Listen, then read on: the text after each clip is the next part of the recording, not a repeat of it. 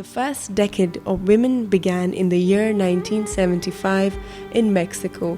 This also opened the first Year of Women. Subsequent conferences took place in 1985 in Nairobi, 1980 in Copenhagen, and then in 1995 in Beijing, addressing women's issues. It was a concerted effort to bring about a systematic change the world over, and this project was a small step to fulfill the promises that were made for the plight of women in these conferences. Honor crimes refer to cruelty in the form of honor killing or any other forms of cruelty, like mental or physical torture as a result of slapping, kicking, snatching children from women, ostracizing women from the family and the society in general, brutally killing women by shooting, burning, or with an axe, disfiguring their faces and bodies with acid or mutilating their bodies, or asking women to abandon their homes as a result of a social violation or perceived social norms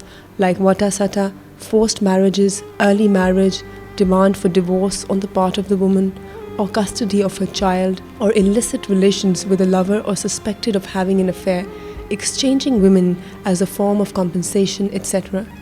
According to the religion, both men and women are equal and the punishments are the same in case of any religious violation. Then why does the society condemn the women only? Majority of the people are unaware of the basic rights that the state and the religion have bestowed upon them. These heinous crimes are being practiced under the shadow of tribal, social and cultural tradition. Honor crimes are very rampant in not only Pakistan but in most parts of Asia. According to the United Nations Population Fund estimation, as many as 5,000 women and girls are victims of honor killing. The lives of millions of women revolve around traditions which enforce extreme seclusion, injustice, inequality, and a life of submission to men. Male relatives virtually own women, and in case of exerting their free will, they are cruelly and violently punished. Most women live in fear. These crimes are at the very zenith in the impoverished areas where the level of illiteracy and poverty is at its highest. The National Commission on the Status of Women is an organization that strives to fulfill the promise of life of dignity and justice by reviewing and analyzing the laws and policies and consequently formulating recommendations through dialogue and research to enable them to hold a position of equity. They, with the financial endorsement of the United Nations Fund for Women, designed a project called End Honor Crimes for the districts of Rajanpur, Punjab and Mirpur Khas, Sindh, where honor crimes are at their highest. NCSW chose NRSP, the largest non-profit and non-government organization that has a presence at the grassroots level, to carry out the project, and they selected Rozan, an Islamabad-based NGO related to issues of emotional and psychological health, gender violence against women, children and the youth, to assist them with technical support. This project was a small part of a national and international effort or endeavor to improve the lives of women. It is an important project as it connects NCSW, NRSP, Rozan and the civil society. This project is in conformity with Pakistan's plan of action as stated at the 4 international conferences. The project was designed to create awareness at all levels and sections of the society, informing them of their rights, roles and the law. Trainings were planned and executed by NRSP. Trainings of trainers were held in Islamabad, and then subsequent trainings were in turn carried out by these master trainers in Rajanpur and Mirpur Khas. 229 women and men were trained in the fortnightly meetings. About 13,500 community members participated. 9,000 copies of ICE material were distributed. NRSP, with the help of Rozan, came up with very comprehensive training modules to facilitate the stakeholders and the community. Stakeholders include the judiciary, police, Lawyers, religious leaders, teachers, media, and doctors. They are all those people who were directly or indirectly affected by honor crimes. In both the districts, women are considered a commodity, and discriminatory legislation have affected women in these areas as in all other underdeveloped countries. Most cases aren't reported to the authorities or the media as they feel it will tarnish the reputation of the family and the area. The project had a very positive impact. It resulted in awareness among the people, which led to a reduction of honor crimes by 25% and increased the reporting of honor crime cases by 25%. It led to the availability of free legal aid cells at the district level. Substances of the religious sermons became more gender sensitive and labeled these practices as anti-Islamic. Media realized their job is to help people by being their voice rather than exploiting their situation to make a name. It resulted in lots of pro-women articles. Teachers have begun to sensitize people in the educational institutions on women issues, and doctors are now aware that they must be ready to provide medical treatment even if it means their financial loss. Project impact and achievements were assessed with the help of statistics, which were collected with the help of project surveys and interviews. اصل میں یہ جو criminal act amendment act ہے 2004 کا، یہ بہت اہم ہے اس لیے کہ اس کے پیچھے بہت جتنے بھی عورتوں کے سے متعلق انجمنیں رہی ہیں اور پاکستان میں عورتوں کی تحریک رہی ہے، ان کا یہ مطالبہ تھا کہ یہ جو عزت کے نام پہ قتل ہوتا ہے اور پھر دیت کے نام پہ لین دین ہو کے اور جو قاتل ہوتا ہے اس کو چھوڑ دیا جاتا ہے، تو اس کو ختم کرنے کی ضرورت ہے اس سلسلے کو، اور جو عزت کے نام پہ بھی قتل ہوتا ہے اس کو قتل عمد قرار دے دیا جائے، اور یہ جو قاتل ہیں جو اپنے قریبی رشتہ دار ہوتے ہیں عموماً، جس کو جو وکٹم ہوتی ہے اس کے باپ ہے، بھائی ہے، چچا ہے، کزن ہے، تو کوئی نہ کوئی قریبی رشتہ دار جو ہے اس قاتل کو معاف کر دیتا ہے قصاص و دیت کے تحت. تو یہ کمیشن کی پہلے بھی ایک سٹڈی تھی قصاص و دیت پر، اس سے بھی یہ بات نکل رہی تھی، اور جب یہ نافذ ہو گیا 2004 میں تو ہم نے یہ سوچا کہ اب اس کا امپلیمنٹیشن جو ہے یا یہ قانون کس کس سطح پر نافذ ہوا ہے، اور جو قانون نافذ کرنے والے ادارے ہیں، جوڈیشری ہے، پولیس ہے، وہاں پہ اس کی آگاہی کتنی ہے. یہ جاننے کے لیے ہم نے اپنے پارٹنرز کے ساتھ مل کے یہ پروجیکٹ جو ہے یہ شروع کیا تھا، اور جن علاقوں میں یہ کیا گیا تو وہاں اس سے ہمیں اندازہ ہوا کہ جو متعلقہ اسٹیک ہولڈرز ہیں اس میں اس کی آگاہی بہت کم ہے اور اس کو بڑھانے کی ضرورت ہے. تو جہاں بھی کام کیا گیا ان علاقوں میں، جیسے راجن پور میں کیا گیا، میر پور خاص میں کیا گیا، تو یہ ہمارا تجربہ جو ہے بہت ایک کامیاب تجربہ رہا، اور اس کو ہم آگے اور بھی لے جانے کا ارادہ رکھتے ہیں، تاکہ جو قانون جو ہے وہ تو بن جاتے ہیں لیکن اس کا نفاذ جو ہے وہ بھی ایک بہت اہم چیز ہے. جب تک کہ قانون صرف کتابوں میں ہے اور قانون نافذ کرنے والے ادارے یہ نہیں جانتے یا اس سے بخوبی واقف نہیں ہیں کہ ہم اس کو کس طرح نافذ کریں یا صحیح قانون کی لیٹر و اسپرٹ میں کیسے اس کو آگے چلنا چاہیے، تو پھر وہ عام لوگ جو ہیں ان کو تو انصاف نہیں ملتا. اور خاص طور پہ عورتوں کا مسئلہ اور جو عورتوں کے خلاف کرائمز ہیں اس میں ویسے ہی کنوکشن ریٹ جو ہے وہ بہت کم ہے. تو اس لیے کمیشن نے یہ کام کیا تھا، اور آئندہ بھی ہم اس کام کو آگے جاری رکھنا چاہتے ہیں. So keeping that in view, we decided to have a benchmark survey, and then in those districts which will be selected jointly by the implementing partners. And second was to assess the training need assessments of the key stakeholders, and third was to organize the trainings for those stakeholders, and lastly was to come up with the policy recommendations for the further changes in the administrative and the legislative structures and instruments. So keeping all that in view, we decided to have a coalition, a public-private partnership of organizations who have different capacities and mandate. Like the Commission has a mandate to review the policies and the laws and further identify the gaps and then come up the policy recommendation. while we needed somebody who can go in the field and undertake the benchmark survey and conduct the trainings, and that for that we thought that NRSP is the ideal organization with their large and infrastructure and the work of over a decade in the communities. But they didn't have the gender perspective, so that for keeping that in view, that Rosen came into the picture, which is an organization and working focused on the gender issues. So they provide the guidelines to undertake the researches, to undertake the benchmark survey, as well as the training need assessment, and then the help in designing the training modules, which were ultimately designed by the NRSP. So that was a major reason that different organizations were selected. Commission at the end of the project, the commission invited all the stakeholders like police, judiciary, religious leaders, media, lawyers in the interfaces held in the at the provincial headquarters and in the federal capital. The further recommendations came up, which were ultimately taken up by the commission board.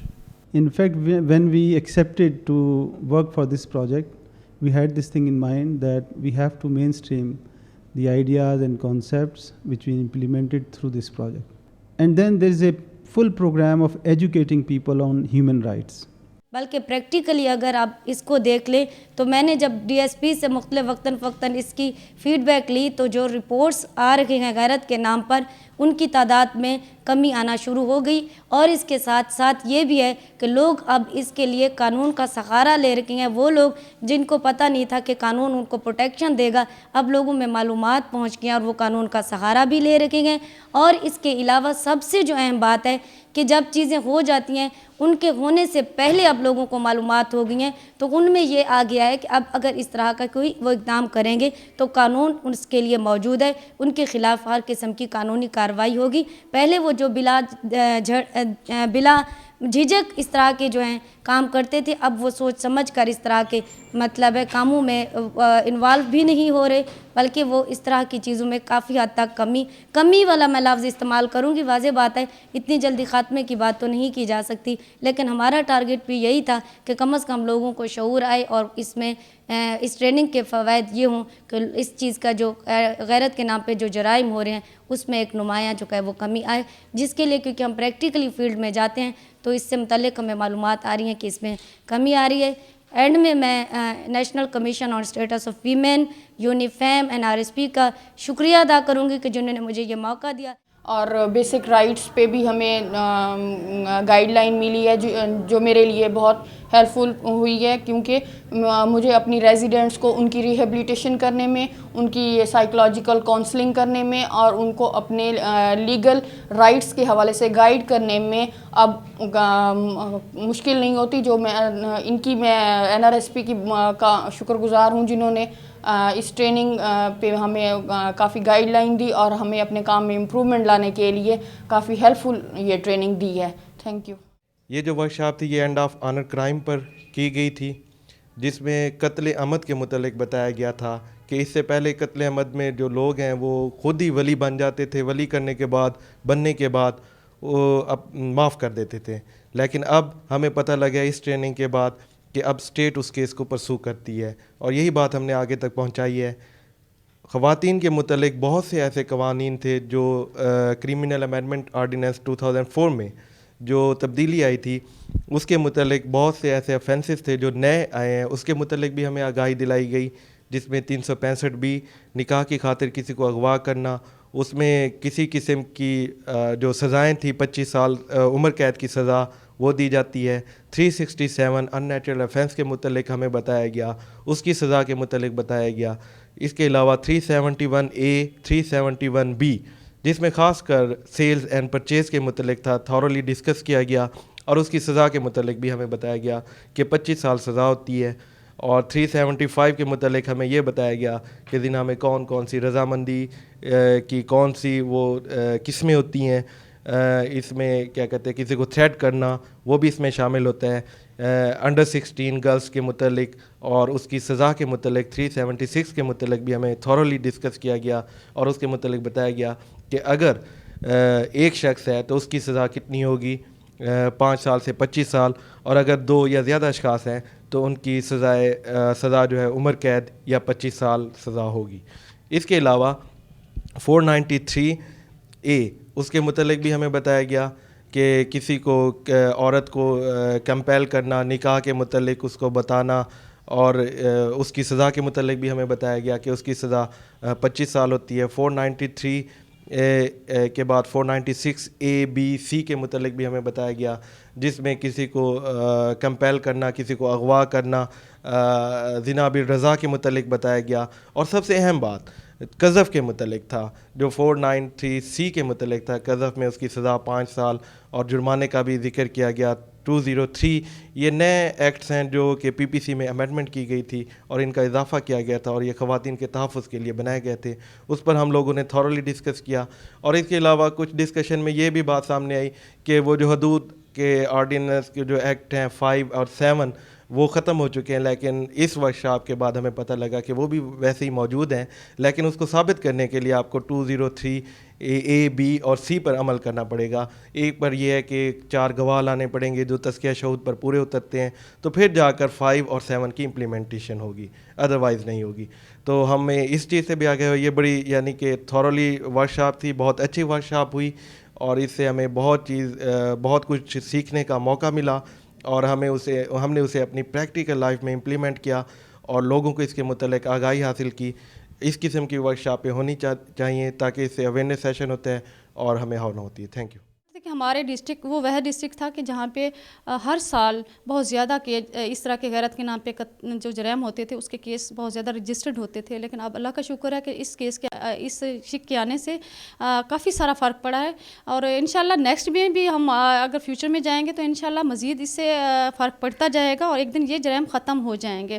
اور میں یہی چاہوں گی کہ جس طرح سے ہمیں یہ 3 روزہ ورکشاپ ملی ہے اور خوبصورت پلیٹ فارم سے ملی ہے، اس کو یہاں پہ ختم نہ کیا جائے، بلکہ ہماری جیسی اور بہت سی خواتین ہیں جن کو ابھی تک پتہ نہیں ہے، ان کو بھی موقع دیا جائے، اور پمفلٹ کی صورت میں سکولوں میں بے شک آپ وہاں پہ اویئرنیس ہونی چاہیے، ہیلتھ میں ہونی چاہیے، مطلب جو بھی شعبہ زندگی ہے اس میں یہ چیزیں ضرور پمفلٹ کی صورت میں NGOs چاہے یا حکومتی ادارے وہ ضرور اس چیز کو آگے پھیلائیں تاکہ لوگوں میں اویئرنیس ہے اور ان کو پتہ چلے کہ ہمارے رائٹس کیا ہیں، اور ان لوگوں میں خوف پیدا ہو جو یہ جرائم کرتے ہیں، اور مزید جو اس کا دائرہ جو احباب ہے وہ زیادہ بڑھائیں، اور ہر قسم کی عورت چاہے وہ آفس میں کام کرتی ہوئی یا گھر میں کام کرتی ہوئی یا کھیتوں میں کام کرتی ہوئی، ہر طرح کی عورت کو موقع دیں کہ وہ اس پلیٹ فارم پہ آ کے اپنے رائٹس کو جانے اور اس کا دفاع کرنا بھی جانے۔ جب تک خود عورت جو ہے اپنے رائٹس کو نہیں سمجھے گی اور اس کا دفاع نہیں کرے گی تو ہمیشہ اس طرح ظلم کی چکی میں پستی رہیں گی۔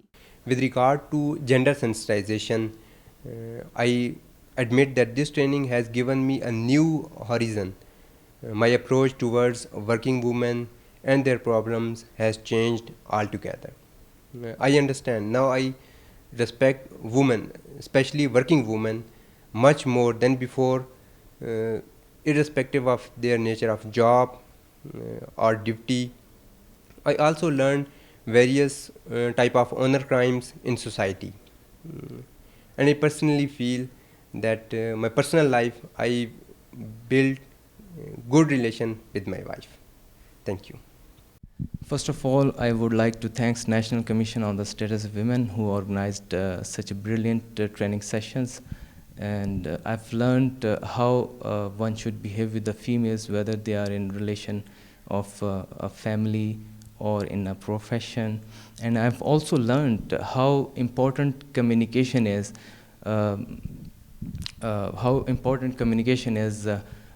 Not only in the professional life but also in the domestic life.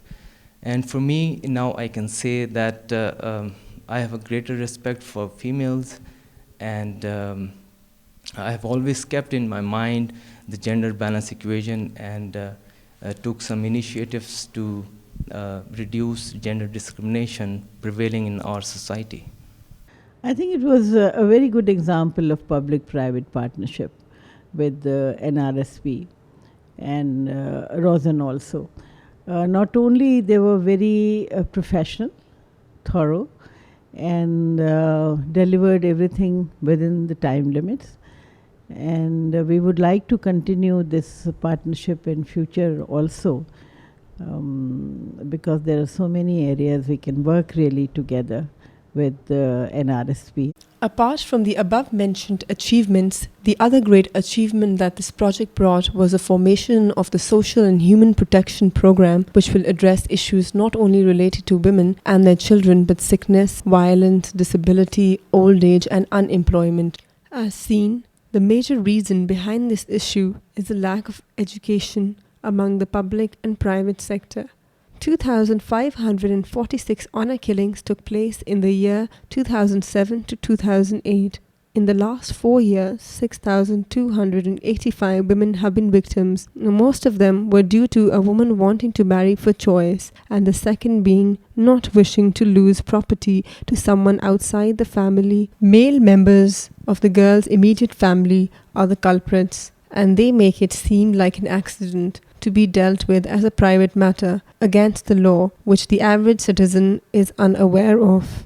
NCSW and its partners in the project took the initiative, which showed that cosmetic gestures and book-fill laws are unlikely to curb cultural cruelties unless the state and the civil society and social organizations join hands to take responsibility to create awareness, but also take responsibility for registering, investigating and prosecuting, and also taking measures to make fruitful amendments in the law.